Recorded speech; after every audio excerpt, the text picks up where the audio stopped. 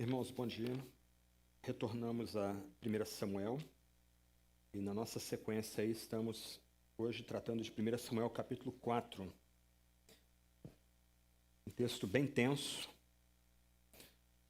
que o texto não só retrata uma humilhante derrota de Israel, mas o texto também traz para a gente um incômodo silêncio de Deus. 1 Samuel capítulo 4, segunda parte do verso 1 até o final do verso 22. Eu vou ler, vocês acompanhem.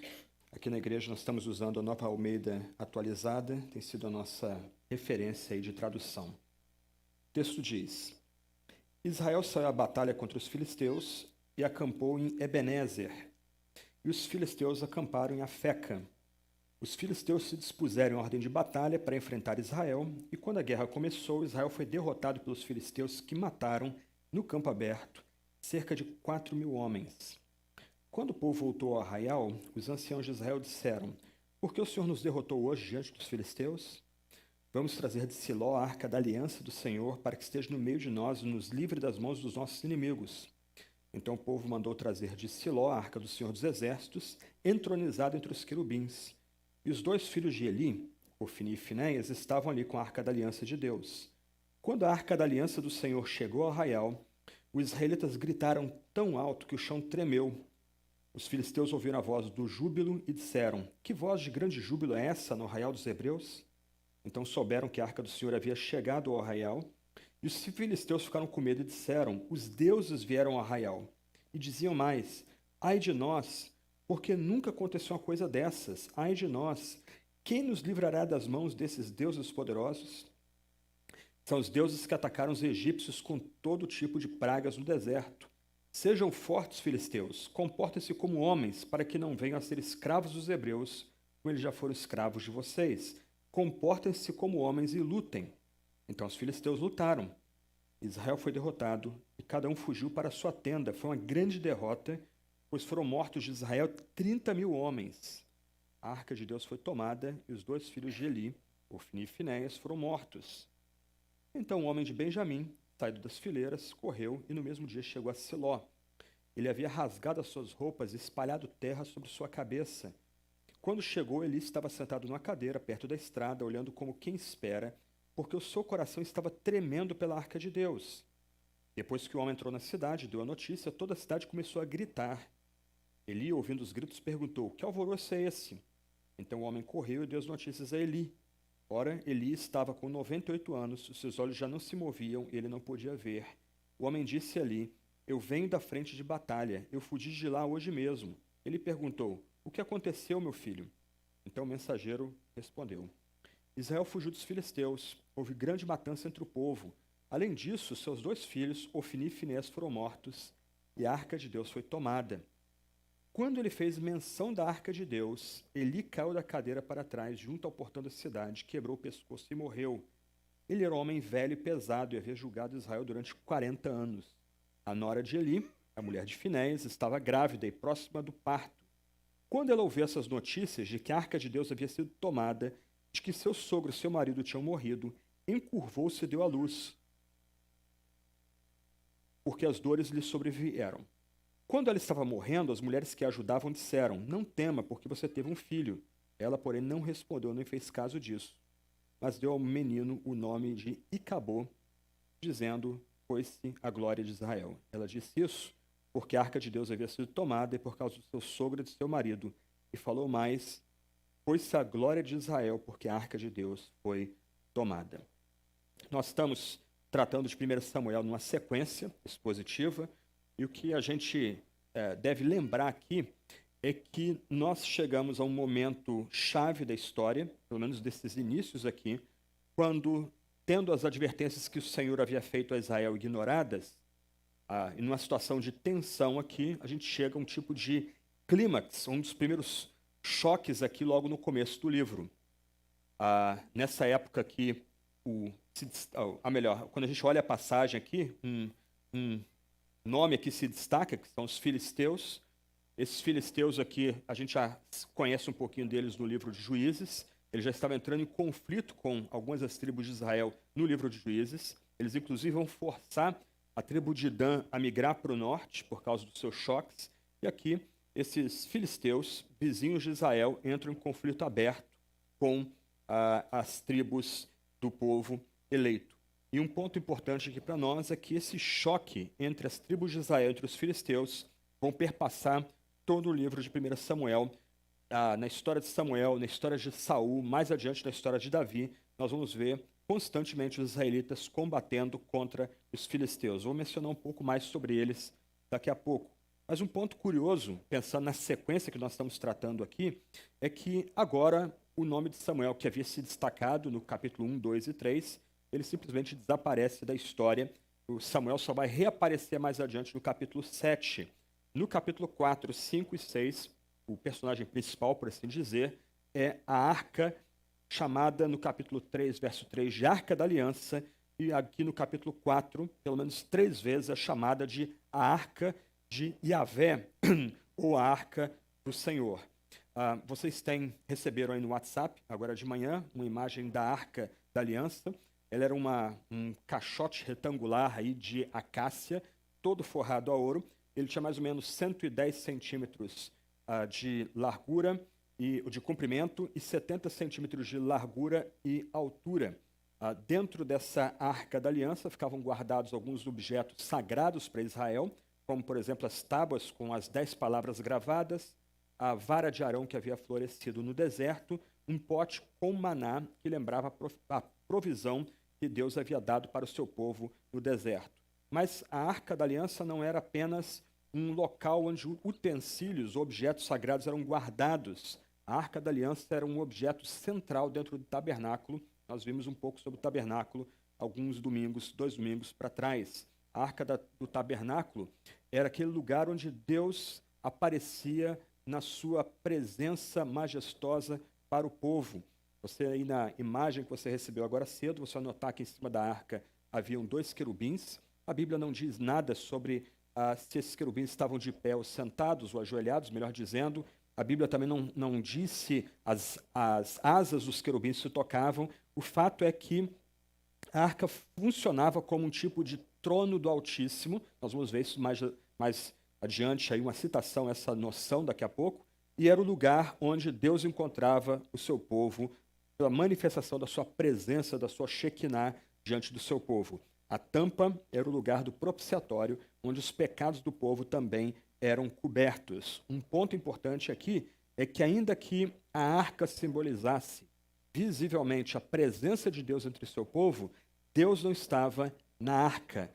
Ele estava acima da arca, como o texto mesmo menciona. Como eu já disse, então, a arca vai ser o personagem principal, por assim dizer, da história nos próximos 3 capítulos. E a gente entra aqui no nosso texto. Ele pode ser dividido em 2 partes.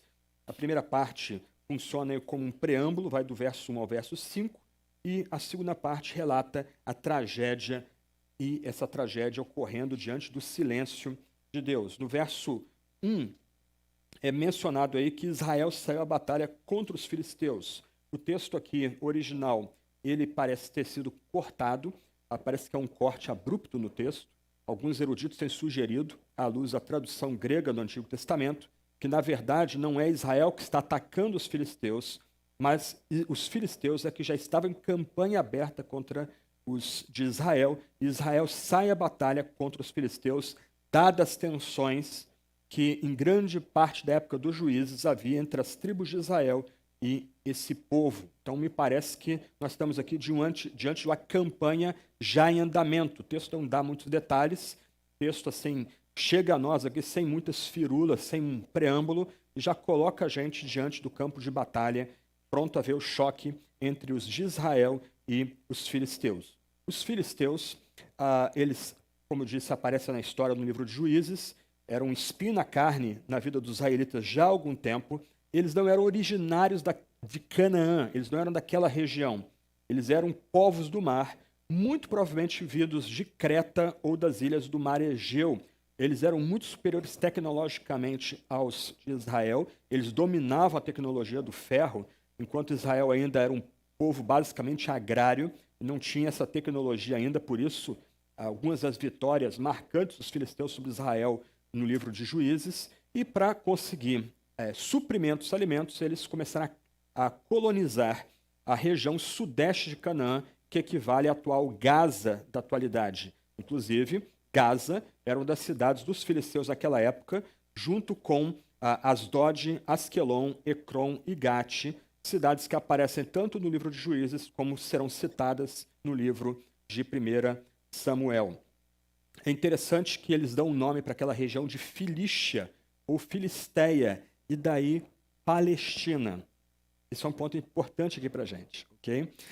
Quando a gente fala, vamos estudar sobre o tempo de Jesus da Palestina, nós estamos sendo profundamente insultosos com a forma como a Bíblia retrata aquele território na época da Bíblia. Por exemplo, o Novo Testamento chama Judeia, como era chamada aquela província de terra de Israel, e nós, de certa forma, estamos refletindo um tipo de bias ou de inclinação política também ao chamar aquele território de Palestina. Mais do que isso, nós estamos insultando os judeus que moram naquela terra, atribuindo àquela terra o nome de um adversário potente contra o qual os de Israel lutaram no Antigo Testamento. Os filisteus, então, eles estavam em expansão, tentando conquistar território. Como eu já mencionei, eles vão expulsar a tribo de Gade, de Dan, a tribo de Sansão, ela vai ter que migrar para o norte. Então, nós temos aqui um conflito, uma luta aberta entre esses filisteus e as tribos de Israel. Vocês receberam um mapa também, para a gente não ficar perdido aí. A geografia é importante, a terra é importante. Vocês têm um mapa aí no WhatsApp, né? Então, no mapa, você vai poder localizar o que provavelmente é a cidade de Afeca, que é mencionada no nosso texto aqui, e também uma cidade chamada Ebenezer. Não se tem muita certeza quanto à localidade dessa cidade aí. Ebenezer, se ela está corretamente localizada no mapa que vocês receberam, ela fica mais ou menos a 30 quilômetros de Siló. Então, o que nos é dada a impressão aqui no texto é que os filisteus não apenas estão em campanha para tentar derrotar Israel e ampliar o seu espaço a partir das suas cidades como Gade, Gate e Gaza, mas eles estão caminhando direto para Siló para tentar destruir Siló, que era, como a gente já mencionou no passado, o centro de culto de Israel e o centro político também de Israel. Então, os filisteus estão em marcha, avançando contra a capital religiosa das 12 tribos, e agora os israelitas avançam para tentar se defender no campo de batalha. E no verso 2 nós temos uma nota terrível aí. No primeiro choque, 4.000 homens de Israel foram mortos. A gente lê números e a gente não dimensiona o tamanho da tragédia. Nós estamos falando aqui de um território pequeno, minúsculo. A gente nem consegue dimensionar o tamanho populacional do território naquela época, mas não deveria ser muito grande, talvez 500.000 de pessoas. É difícil de mencionar isso. Mas para nós aqui, mencionar 4.000 homens morreram no campo de batalha, ok, parece um negócio distante, mas imagina o impacto disso, o choque de 4.000 filhos de Israel sendo mortos num único conflito aberto, numa única batalha. Mas a história não termina aí. A história agora começa a se aprofundar e ganhar tração. Diante do choque, os anciãos, que seriam aí mal e mal comparando os presbíteros da casa de Israel, os representantes das tribos, eles se reúnem e lembrando aqui, a gente vai ver isso em 1 Samuel capítulo 17, que Yahvé é o Senhor da guerra, e Yahvé é o Deus de guerra, é aquele que luta por Israel. Eles fazem uma pergunta: por que Yahvé nos derrotou hoje? E esse é um ponto importante aqui da história, porque esses anciãos não se furtam de crer que Deus, Yahvé, seu Deus particular e pessoal, é aquele que comanda todas as coisas. E se houve uma derrota no campo de batalha, isso não se dá porque os deuses dos filisteus são maiores do que Yahvé, mas porque Yahvé os disciplinou como já disciplinava o seu povo no tempo dos juízes. Se de um lado os anciãos eles têm a percepção correta, é o Senhor que nos derrotou, é Yahvé que nos disciplinou, eles fazem uma pergunta: por que ele fez isso? Mas o surpreendente aqui é que os anciãos, esses presbíteros de Israel, não esperam resposta. Eles levantam a resposta correta, eles formulam o ponto correto, mas eles não entendem que essa derrota se deu para a disciplina do povo. Eles não conseguem conectar o que está acontecendo diante deles com o que havia sido dito antes pelo profeta anônimo e depois pelo pequeno Samuel, de que Deus viria para disciplinar os pecados do povo por causa dos pecados do seu juiz, Eli, e da sua família. Então, o que os anciãos fazem? Eles trazem a arca da aliança, a arca do pacto, aquele utensílio, aquele objeto que sinalizava visivelmente a Shekinah, a presença luminosa de Deus entre o seu povo. Eles trazem essa arca para o campo de batalha. Eles têm expectativa, no verso 3, de que se a arca estiver com eles, Deus dará a vitória, Deus mudará a sua sorte e concederá a vitória para eles. Por quê? Porque naquela arca está o próprio Senhor dos Exércitos, ou a ideia que é Yahvé, o Eu Sou, aquele que não muda e que comanda todo o universo. Ele tem aquela arca como seu trono especial, ele está acima dos querubins que estão na arca. Os querubins seriam um pálido reflexo da glória de Yahvé, que é maior do que aquela arca, mas aquela arca o representa, aquela arca ilumina, por assim dizer, a sua presença entre o povo. Então, a arca é trazida para junto do povo, junto com a arca, e aqui a gente começa a ter uma sensação de tragédia antecipada, estão os filhos de Eli, Ofni e Finéias. Há um contraste aqui, né, no verso 5, né, entre o medo que os filisteus vão ter, a gente já leu sobre isso aí, né, os filisteus começam a ficar com medo da ruaça, dos gritos ali dos de Israel, né, e os israelitas aqui estão comemorando e vibrando porque aquela arca chegou no meio deles.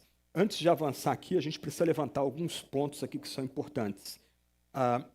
O que nós percebemos aqui é que a insensibilidade espiritual presente em Eli, presente nos seus filhos Ofni e Finéias, também se espalhou pelos presbíteros e pelos anciãos, ou pelos anciãos do povo de Israel. Aqueles anciãos, eles fazem a pergunta correta: por que Deus os derrotou? Por que nós estamos experimentando a disciplina de Deus? Mas eles não formulam uma resposta ou não esperam a resposta adequada para o seu drama. Antes, eles tomam decisões insensíveis, sem tato espiritual.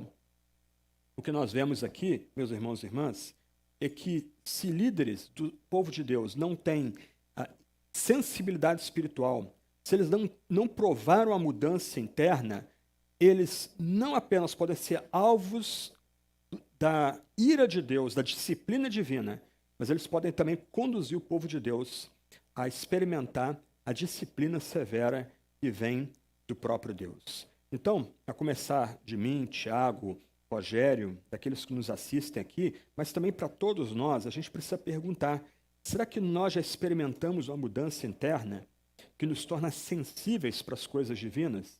Será que nossa vida já foi transformada de tal forma que a gente não apenas consegue formular questões corretamente na presença de Deus, mas a gente também aguarda uma resposta que venha de Deus e não produzida pela gente?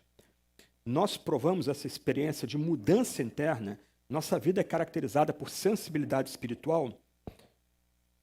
Eli, Ofni e Finéias, os anciãos, eles podiam até entender corretamente as demandas da aliança, mas eles não tinham a sensibilidade espiritual, não tinham tato espiritual. Por isso, eles foram envolvidos nessa tragédia, eles provaram, junto com o povo, a dura disciplina divina.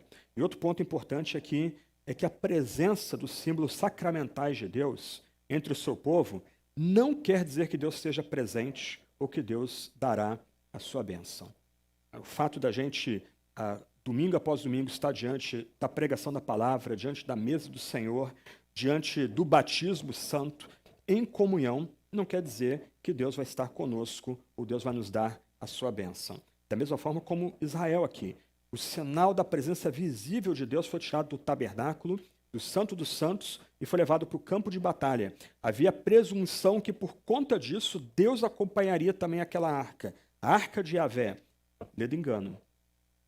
Então, meus irmãos e irmãs, mais do que a gente vir aqui, por assim dizer, para cumprir uma obrigação religiosa, nós precisamos nos aproximar desse espaço aqui de culto, querendo ouvir algo da presença de Deus. Nós queremos, de fato, ser alimentados pela palavra de Deus. Nós queremos, de fato, ser alimentados pelo pão e pelo cálice. Nós queremos participar da vida divina por meio do batismo. Queremos ser selados dessa vida divina por meio do batismo.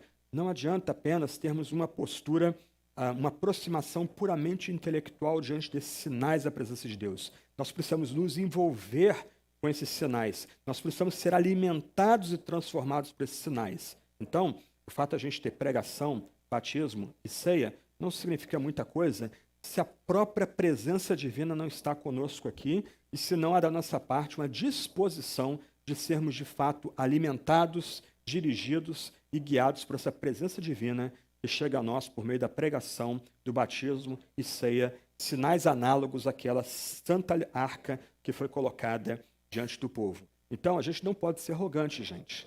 A gente não pode ser presunçoso. Hoje eu fui no culto, Deus vai me dar bênção. Eu comi a ceia, Deus vai me dar bênção. O que isso tem mudado em nossa vida? O que é a exposição da palavra, o considerar a palavra, o que é se alimentar do cálice do pão, o que significa ser batizado, o que isso tem feito de mudança em nossa vida? Como eu já disse, já tenho dito, a gente não deve se medir por outros, a gente deve se medir pelo que nós somos e que nós éramos. Como nós temos crescido e sendo transformados por meio desses sinais sacramentais que Deus tem colocado diante de nós. Continuemos, então. Versos 6 a 22, agora a desgraça atinge Israel com toda a força. Nos versos 5, 6 e 7, nós temos, então, esse contraste. De um lado, os judeus cheios de superstição, o que é uma tragédia, achando que a presença da arca significa que o próprio Deus, o próprio Yahvé, o próprio Deus invencível, o Senhor dos Exércitos, vai estar com eles. E eles vibram. Aqui parece torcedor de time de futebol, já contando que o seu time vai ganhar.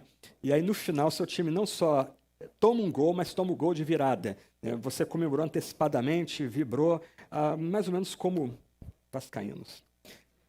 Ou, sei lá, palmeirenses ontem. Mas o Palmeiras está perdendo ontem mesmo, começou perdendo, tudo bem. Ok, mas vocês pegaram um ponto aqui. Os de Israel estavam comemorando antecipadamente. Vocês querem algo mais arrogante do que isso? Eles não comemoraram depois da batalha. A arca entra naquele acampamento, aqui é chamado de arraial, mas é um tipo de acampamento militar.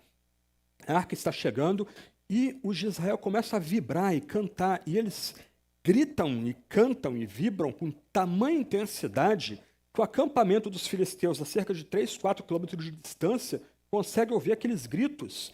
E agora, o texto dá a palavra aos filisteus. Isso é curioso aqui, mostra a beleza aqui o tato do escritor, a riqueza literária do escritor de 1 Samuel. Ele dá a voz aqui, a perspectiva do inimigo. Os filisteus ficam escandalizados e chocados com aqueles gritos. Eles chamam aqueles de Israel de hebreus. Isso é curioso aqui.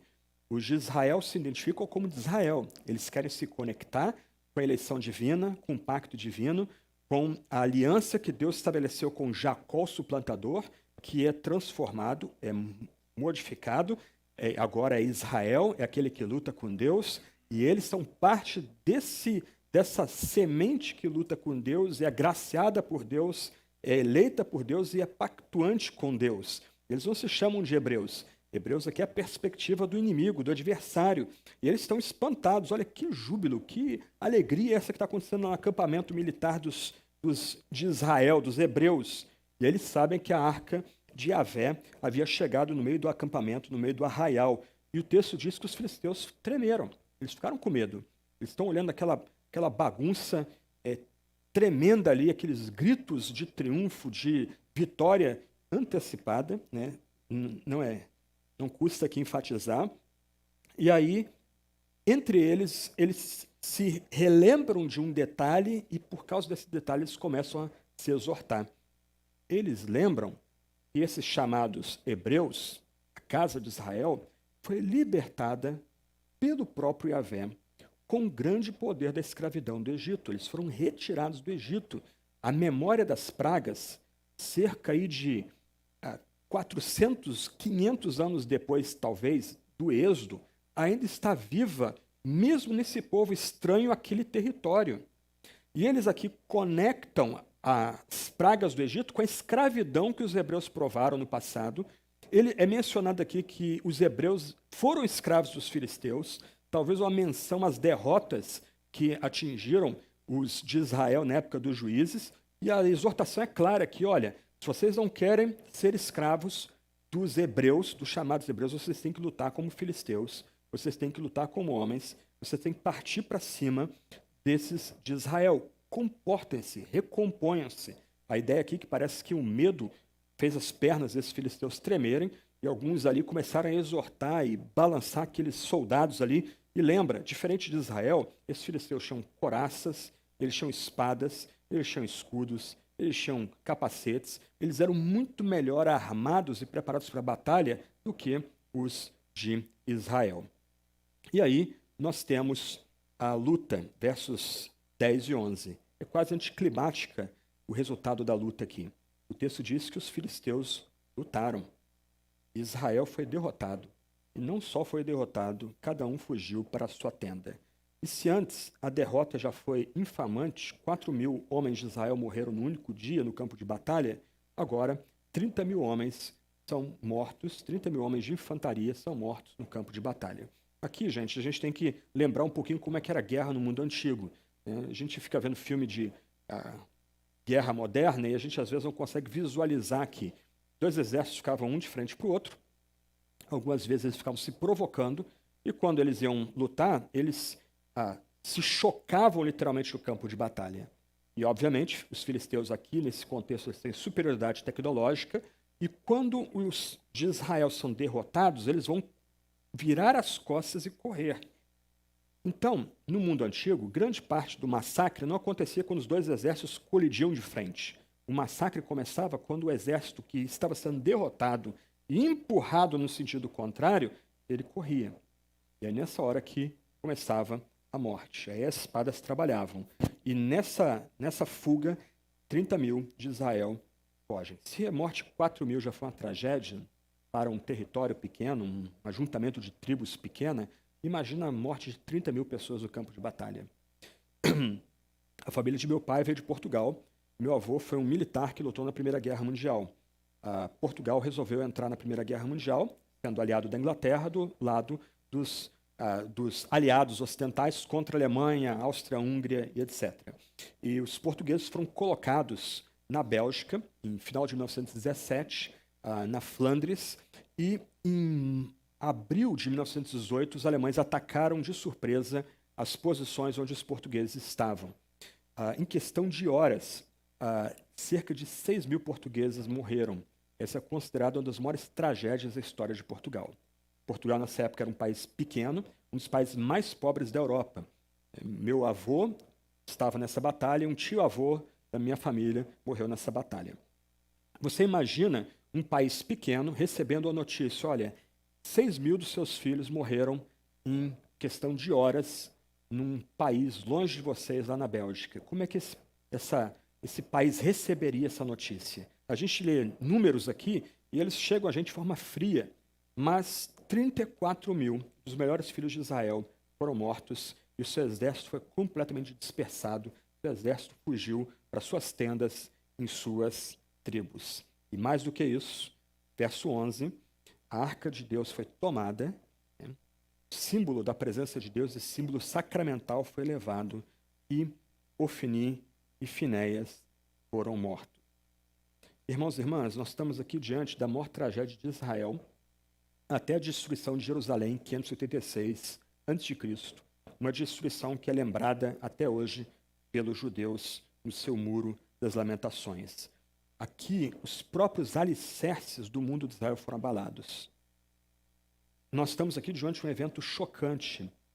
A fina flor, os jovens de Israel mortos no campo de batalha, os sucessores da casa sacerdotal mortos, e o sinal visível da presença gloriosa de Deus tomada. O cenário aqui é pavoroso. Irmãos, Deus não tem como ser manipulado. Os anciãos de Israel quiseram manipular Deus. Lembra? Eles fizeram a pergunta correta. Eles não esperaram resposta. Eles saíram correndo. Tive uma ideia genial aqui. Vamos pegar a arca. A arca vai ser o símbolo da vitória. Ela vai liderar a gente, provavelmente na linha de frente, e ela vai liderar a gente para a vitória. A arca foi tomada. Irmãos e irmãs, Deus precisa ser temido. Um Deus que não pode ser manipulado é um Deus terrível. Um Deus que não pode ser sujeito aos nossos jogos. Olha, Deus, se você me abençoar, eu faço tal coisa. Se o Senhor não me abençoar, não vou fazer tal coisa. Deus não sujeita a esse tipo de brincadeira. Esse Deus é assustador. Esse Deus, para lembrar aqui de o que é dito de Aslan, num dos livros das Crônicas de Nárnia, esse Deus não é um Deus a ser domesticado. Esse Deus é temível. Esse Deus, de fato, é Yahvé. Esse Deus é o Senhor dos exércitos. Esse Deus reina sobre todas as coisas. Esse Deus que estabelece um pacto com o seu povo tem que ser temido. Do outro lado, esse pacto tem que ser honrado. Eu mencionei algum ponto aí nesses sermões que nós temos tratado de 1 Samuel, que 1 Samuel tem que ser colocado no contexto mais amplo, uma história que começa nas planícies de Moabe, em Deuteronômio, e vai dando prosseguimento depois com Josué, Juízes, Ruth, agora 1 Samuel vai fechar em 2 de Reis. Nós temos aqui uma história pactual, um desdobramento da aliança renovada nas planícies de Moabe pelo povo de Israel, diante do ancião Moisés, antes do povo entrar no deserto. O povo jurou que cumpriria as exigências pactuais, mas Deus disse: eu vou permanecer fiel a esse pacto, mesmo que vocês o quebrem. Eu vou trazer maldições pactuais sobre vocês. E aqui, as disciplinas pactuais de um Deus que não pode ser manipulado é derramada sobre Israel. A gente precisa temer esse Deus. A gente precisa tremer diante desse Deus. E a gente precisa honrar a aliança que Deus fez para nós. Nós, alegremente, voluntariamente, precisamos nos submeter às exigências da aliança que Deus estabelece com o seu povo. E aí o cenário muda, versos 12 até 18. O cenário agora sai de Siló, sai de Ebenezer e agora é focado em Siló. A batalha, gasta-se com a batalha, com essa tragédia, 2 versos, e agora nós estamos em Siló. Curiosamente, o texto menciona que um homem de Benjamim foi aquela tribo que foi quase toda massacrada e destruída no final do livro de Juízes por causa dos seus próprios pecados.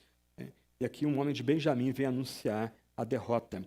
A história aqui tem ecos na Batalha de Maratona, que ocorre no 4º século, quando os gregos, na planície de Maratona, vencem os persas, e aí um dos soldados dos exércitos gregos sai correndo de Maratona até Atenas, 42 quilômetros, para, no seu último suspiro, antes de morrer, ele anunciar aos líderes de Atenas que a batalha foi vencida e a democracia ateniense foi salva do autoritarismo da monarquia autoritária dos persas. Só que aqui o que esse homem de Benjamim traz não é boa notícia, não é notícia de vitória. Ele traz notícia de derrota.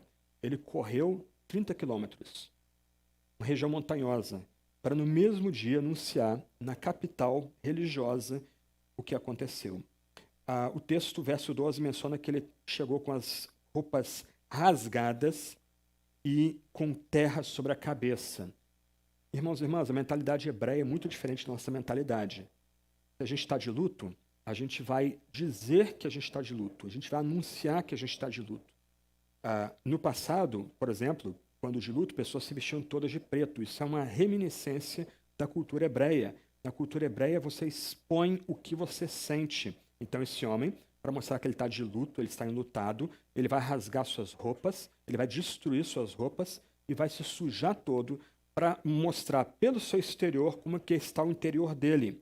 Então, você imagina, a cidade de Siló, é o centro de culto, o centro de sacrifícios das tribos de Israel, vê esse homem maltrapilho, todo sujo, todo com roupas rasgadas, provavelmente machucado do campo de batalha e da corrida, chegando à cidade e anunciando a desgraça.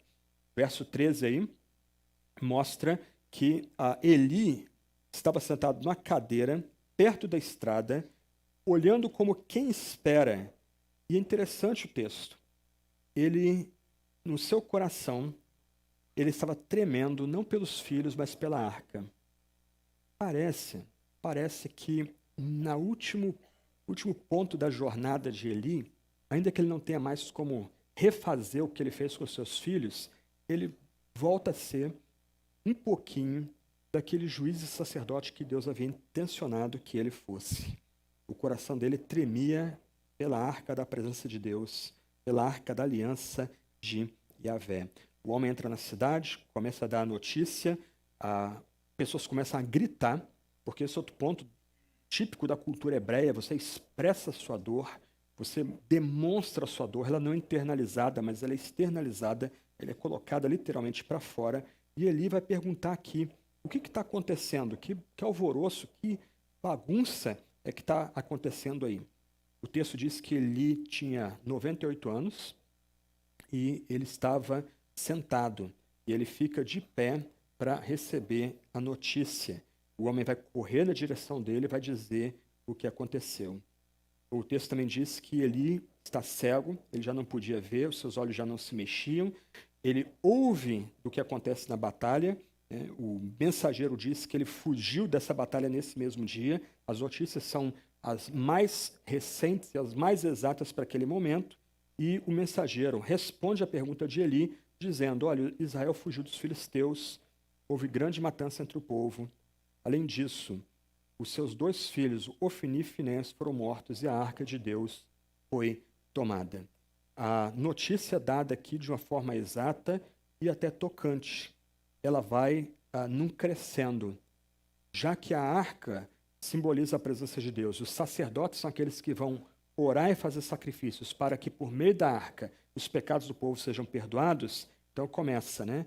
Houve matança do povo, né? Israel foi derrotado, houve matança entre o povo, os seus herdeiros, aqueles que continuariam a sua casa sacerdotal, foram mortos e, o pior de tudo, a arca da aliança foi tomada. Esse homem, já idoso, pesado, já lutando com a sua idade, quando ele ouve a menção da arca, verso 18, o texto diz que esse homem, o último juiz da sua linhagem, ele simplesmente cai para trás e quebra o seu pescoço e morre de forma imediata. É interessante que o texto diz que ele julgou Israel 40 anos. É a primeira vez na passagem que é mencionado que Eli é juiz de Israel, mas o texto o conecta com aqueles juízes do livro anterior, do livro de Juízes, né? Vem antes de Ruth. Alguns eruditos têm sugerido que Eli muito provavelmente viveu na mesma época de Sansão, que era da tribo de Dan, e também de juízes mencionados no capítulo 12. Né? A história de Sansão você encontra em Juízes 13 até 16. No capítulo 12, são mencionados 3 juízes que seriam contemporâneos de Sansão, Ibzan de Belém, Elon, o Zebulonita, e Abdom. Esses 3 provavelmente tenham vivido em algum momento junto, na mesma época que Eli. O fato é que esse homem morrendo, ele morre com ele aí uma família, uma casa de sacerdotes, como já havia sido predito pelo profeta anônimo e pelo próprio Samuel, e agora é aberto o caminho para que Samuel seja o elo entre os juízes anteriores e o grande rei, o grande ungido que virá mais adiante. O fato é que, diante dessa tragédia, a gente vê aí o fracasso de Eli em disciplinar os seus filhos. E aqui a gente tem que levantar a questão de sucessões hereditárias. Isso é bem comum muitas vezes, não só no meio empresarial, o pai querer passar sua empresa para o filho, mas muitas vezes em ministérios eclesiásticos. Pastores acham que podem transferir a sua bênção, a sua unção para os seus filhos, colocando-os aí a assumir ministérios eclesiásticos ou igrejas. A gente nota no Antigo Testamento que raramente tais empresas desse tipo dão certo. O fato aqui é que o Eli fracassa em preparar os seus filhos para sucedê-los. Ele não preparou seus filhos para serem preservados na fé, não preparou seus filhos para levar adiante as promessas que Deus havia feito para a casa de Eli 400 anos, 800 anos antes. Como nós temos nutrido nossos filhos? Será que a gente tem preparado nossos filhos para o futuro? Eu levantei essa questão algumas semanas atrás.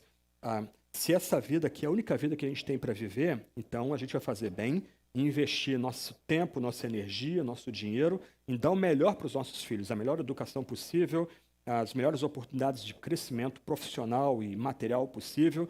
Só que se essa vida aqui é uma etapa para o porvir, para uma vida até mais importante do que essa vida, nós faremos bem em atentarmos para o fato que precisamos preparar nossos filhos para que eles sejam também herdeiros da fé, sobretudo membros também da aliança, membros fiéis da aliança.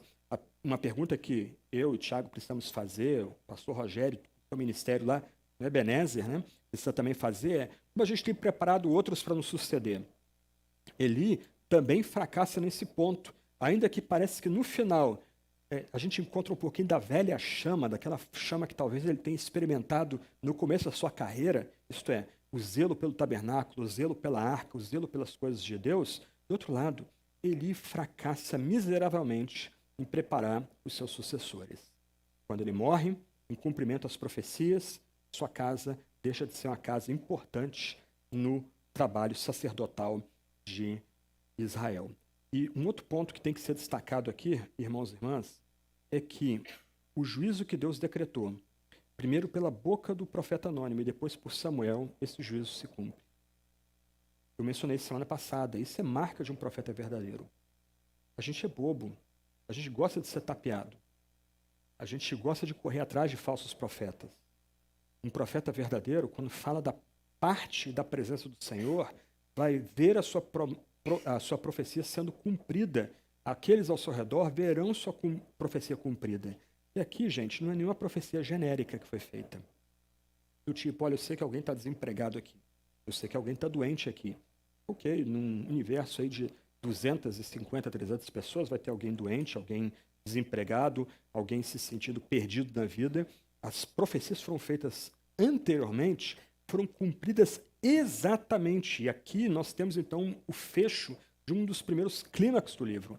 O que o profeta anônimo e o jovem Samuel falaram da parte da presença de Deus para Eli e sobre Ofni e Finéias, e todo o povo ouviu, aqui é cumprido. Então, a gente mais uma vez é lembrado que Deus não pode ser manipulado.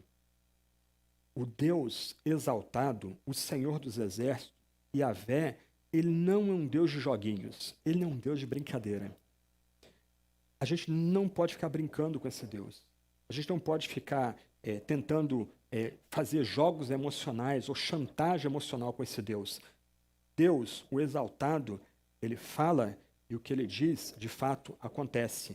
E se nós vivemos no âmbito da aliança, o que ele diz a respeito das bênçãos da aliança serão derramadas sobre a gente. Se dentro do âmbito da aliança nós não honramos a Deus, não obedecemos aos mandatos da aliança voluntariamente, alegremente, Deus, porque é fiel à aliança, vai disciplinar a gente também. E é o que Deus faz aqui. Ele derrama sua dura disciplina sobre o povo de Israel. 34 mil mortos, os herdeiros da casa de Eli mortos, a Santa Arca da Aliança capturada pelos inimigos terríveis de Israel. E aí a gente entra na parte final da história, versos 19 ao 22. E a história termina com a tragédia pessoal. Eu acho encantador na Bíblia, gente, e essa é uma das razões da gente amar a Bíblia, como se de um lado a Bíblia destaca que um homem e uma mulher, sob a bênção de Deus, podem fazer diferença, e para ficar no contexto aqui, a gente pode lembrar de Débora, de próprio Sansão, a gente pode lembrar de Gideão. Do outro lado, a Bíblia também dá atenção ao que passaria despercebido por muitos de nós. A Bíblia dá atenção, por exemplo, a uma moabita chamada Ruth. Num ambiente em que os próprios guerreiros, os próprios juízes não conseguem dar jeito nos pecados de Israel, não conseguem endireitar Israel, por assim dizer, e levar Israel a fazer a sua parte na aliança. Do outro lado, de forma despretensiosa, Deus chama uma estrangeira, uma gentia, para entrar na aliança e dessa mulher trazer Jessé e de Jessé Davi, e aí entregando a surpresa mais adiante, né, de Davi vem o nosso Salvador Jesus. A mesma coisa se dá aqui. Nós temos a grande tragédia, os exércitos de Israel sendo massacrados do campo de batalha, a família sacerdotal de Eli sendo encerrada de forma violenta, sem paz, a arca do Senhor sendo removida, e agora o texto, por assim dizer, fecha, mostrando o impacto da tragédia numa mulher. Não é nomeado o nome da mulher, mas a história é dramática. Essa mulher é esposa de Finéias, uma mulher que havia sido traída e humilhada em público pelo seu marido. Lembra que nós já destacamos aqui que um dos pecados de Ofni e Finéias era ter relações sexuais com as mulheres que cuidavam do tabernáculo, algo infamante. Os sacerdotes de Israel se portando como sacerdotes das demais nações. Essa mulher está grávida e ela ouve notícias, e ela ouve as piores notícias. O texto destaca que ela ouve que a arca de Deus havia sido tomada. Nota que a arca é o personagem central da passagem. O seu sogro e o seu marido tinham morrido. E aí o que acontece? Ela está grávida, ela sente uma dor, uma contração violenta, ela se encurva e ela tem um neném. E ela vai morrer no parto. Só que antes de morrer, ela pronuncia um nome. Na cultura hebreia, o nome, por assim dizer, encapsula a pessoa. Por isso que, às vezes, Deus muda nomes de pessoas do Antigo Testamento, também no Novo Testamento. Jacó, aquele que é o suplantador, o traiçoeiro, o malandro, porque ele luta com Deus, agora o nome dele é mudado para Israel. E essa mulher, antes de morrer, ela não pronuncia louvor, ela não pronuncia um discurso longo, ela profere um único nome terrível.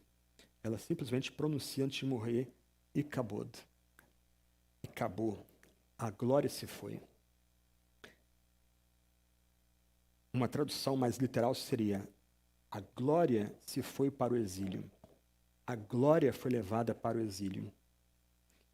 O final da história aqui é terrível, porque o final da história lembra que a estupidez de líderes políticos ou religiosos, a arrogância desses mesmos líderes, pode levar não só uma nação inteira à desgraça e à tragédia, mas essa desgraça e tragédia atinge os pequeninos da história, aqueles que aparentemente não estão no centro da história. Essa mulher morre lamentando que a glória de Deus foi para o exílio. E o texto aqui, na sua beleza, destaca que essa mulher também era uma mulher de sensibilidade espiritual. Ela não está lamentando pela derrota militar. Ela não está lamentando por Eli no final.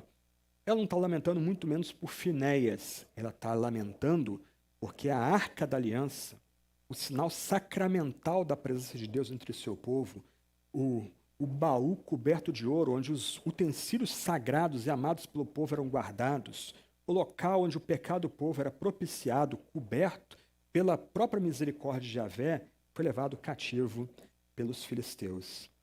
Icabod. Que palavra triste e melancólica. Foi-se a glória de Israel, porque a arca foi tomada. Icabod. Alguns pontos para nós encerrarmos aqui. Em toda essa passagem, há uma conexão clara com a profecia do profeta anônimo do capítulo 2 e com a profecia que Samuel traz a Eli e que é retransmitida ao povo. Irmãos e irmãs, a palavra de Deus é confiável. O texto sagrado que nós temos, nos foi preservado para nosso benefício, é um texto confiável. Nós precisamos meditar nessa palavra, nós precisamos encarar essa palavra com máxima seriedade. Nós precisamos guardar essa palavra em nossa mente, em nosso coração. Nós precisamos receber essa palavra com respeito, com prontidão, prontos a atender essa palavra. A palavra de Deus é confiável. O que Deus diz vai acontecer. O que Deus falou a respeito da vinda do Messias, de fato aconteceu. O que Deus falou no passado a respeito do triunfo da sua causa, vai acontecer. O que Deus falou a respeito do bem que Ele vai trazer para o seu povo, para o povo judeu, o povo da aliança, Ele vai trazer no seu tempo. A palavra de Deus é confiável. Nós temos essa palavra diante de nós. Que a gente se aproxima dessa palavra com temor, com referência, com o coração aberto a ouvir de Deus dessa palavra, com prontidão, prontos a atender às exigências de Deus na sua palavra, porque a sua palavra é confiável. O que Deus diz que acontecerá, acontece de fato. Como eu mencionei, para ampliar a tragédia, uma mulher israelita morre como consequência dos pecados dos líderes de Israel. Nós somos um povo pactual. Nós, cada um de vocês foi inserido dessa comunidade, e essa comunidade aqui pertence ao próprio Deus. Nós estamos ligados a Ele. Nós somos enxertados na oliveira. Nós estamos nessa continuidade do trato gracioso de Deus com o seu povo. Como Deus estabelece um pacto com a gente, Ele não só promete a presença dEle para conosco, Ele não só promete que vai dar grandes bênçãos para a gente, mas Deus também exige de nós um comportamento apropriado como homens e mulheres do pacto. A gente entende que se a gente pecar como parte dessa comunidade pactual, esse pecado pode ter resultados graves em nossa existência como povo pactual, e algumas vezes esses pecados podem não ser consertados e remediados. Nós conseguimos entender isso? Pensa num pastor que consegue unir sua comunidade e guiar sua comunidade e, de repente, por exemplo, comete um pecado de adultério. Qual o impacto desse pecado na vida da família desse obreiro? Sobretudo, qual o impacto do pecado desse obreiro na sua própria comunidade? Como é que a comunidade agora vai confiar nesse pastor? Como é que homens vão confiar que suas esposas se aconselhem com esse pastor? Como é que homens agora vão confiar na palavra que esse pastor está dizendo para aquela comunidade?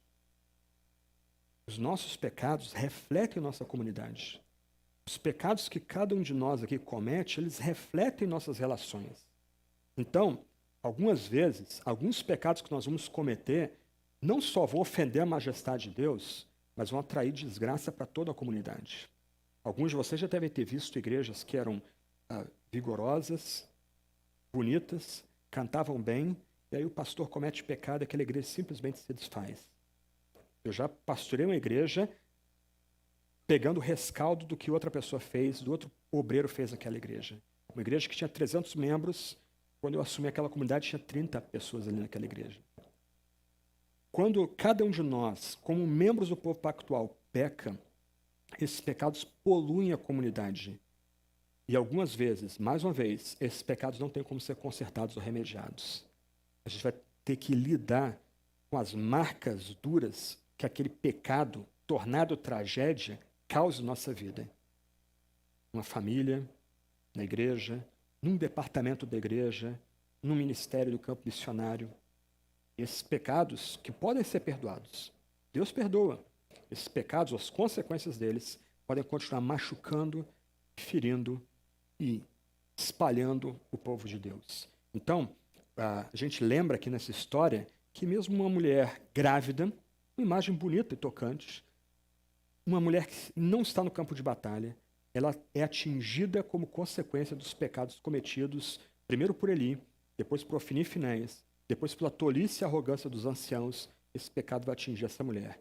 Antes de morrer, ela exclama, e acabou. Foi-se a glória foi para o exílio. Irmãos e irmãs, diante dessa passagem, considerando globalmente, a gente lembra que a nossa salvação procede só de Deus. Em todos os níveis. Não só a nossa salvação que nos introduz a essa comunidade pactual, mas a salvação da violência, a salvação de ser defraudado, a salvação de ser demitido de um emprego, a salvação de uma doença que nós estamos enfrentando. Essa salvação integral, holística, procede só de Deus. A gente não tem como alcançar essa salvação por meio de manipulação, de barganha, por achar que, por eu estar no púlpito e ler a palavra, estudar a palavra, ou porque estamos aqui ouvindo a palavra e participando de ceia, de batismo, automaticamente Deus está presente. Deus é livre, Deus é totalmente soberano, Ele dispensa a salvação quando Ele quer e a quem quer. Isso tem que tornar a gente muito humilde, muito quebrantado. Porque se Deus vem em nossa salvação, não é porque a gente é bom ou desempenhou algo bonito para a glória dele, ou porque a gente sabe muito a Bíblia e tem aqui um púlpito que tenta pregar a Bíblia, que a gente faz uma ceia bacana, um batismo bacana. Não, Deus vem para nos salvar porque ele quer nos salvar. E o Antigo Testamento e o Novo Testamento é cheio dessas histórias em que algumas vezes Deus, gracioso, poderoso, deixa seus servos encararem a morte, como Estevão, que mesmo pregando o Antigo Testamento para os líderes de Israel, da Judéia, ele é morto pela dureza do coração deles, enquanto ele morre, ele vê a glória do Filho à destra de Deus o Pai. Deus não precisa salvar a gente. Deus não tem obrigação de salvar a gente. Isso tem que levar a gente a temer e tremer na presença desse Deus. Esse cenário que nós temos diante de nós aqui deve levar a gente a correr para renovar nossa aliança com Ele. Buscar viver como homens e mulheres santos na presença dEle.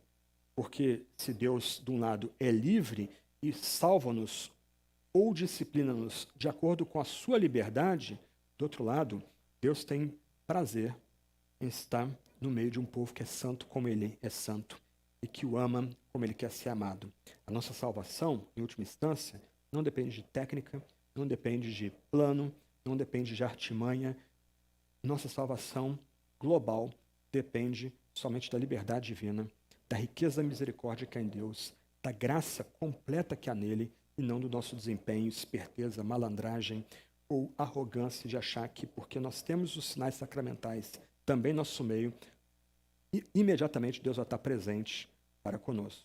Que a gente corra para Deus, que a gente corra para Ele para buscar salvação só nele, que a gente viva como homens e mulheres que temem o nome de Deus, que a gente aprenda aqui a não errar como Eli, sendo pai negligente, como Ofni e Finéias, sacerdotes horríveis, terríveis, desonrosos, que a gente busque andar na presença de Deus como povo do pacto.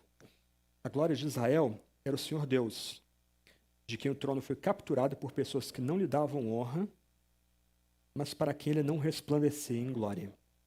Nós vamos continuar vendo a história da arca, as aventuras da arca mais adiante. Foi-se a glória de Israel indica que, embora os filisteus possuíssem o trono do Deus dos exércitos, eles não haviam capturado o Deus de Israel. Ainda que aquela arca simbolizasse sacramentalmente a presença de Deus entre o seu povo, o Senhor dos exércitos é maior do que a arca.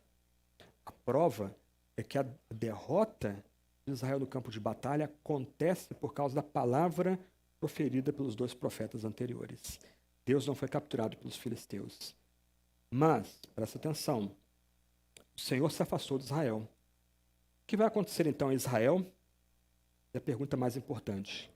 Se Deus se afastar de nós, o que será de nós? Vamos orar?